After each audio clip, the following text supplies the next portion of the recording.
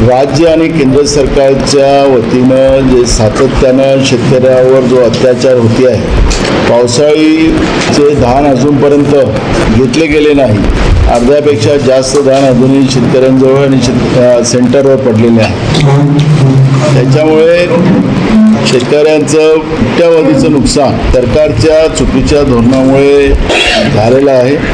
त्याचप्रमाणे जी रामजी आणि अशा पद्धतीचं स्लोगन देऊन मनरेगासारखी चांगली योजना मोदीचं सरकार बंद करायला निघालेली आहे आणि त्याच्यामुळे शेतमजूर कामगारांवर उपासमारीची पाळी आलेली आहे. त्याचप्रमाणे महागाई जी मोठ्या प्रमाणात वाढली, त्या महागाई, बेरोजगारी, मनरेगासारख्या योजना बंद करण्याचं जे धोरण केंद्र सरकारने निर्माण केलं त्याच्या विरोधात आणि धान खरेदी केल्या नसल्यामुळे शेतकऱ्यांचं कोट्यावधी रुपयाचं नुकसान जे झालेलं आहे, त्यासाठी गोंदिया आणि भंडारा दोन्ही जिल्ह्यातील सगळ्या तालुक्यामध्ये मी खासदार साहेब गोपालदासजी अग्रवाल, जिल्हा अध्यक्ष दिलीप बनसोड, आम्ही प्रत्येक तालुक्यामध्ये आम्ही मोर्चे काढणार आहे. या महिन्याच्या शेवटपर्यंत या गोंदिया आणि भंडारा जिल्ह्यातल्या सगळ्या तालुक्यामध्ये जनतेच्या हितासाठी काँग्रेस पक्ष हे मोर्चे काढतील.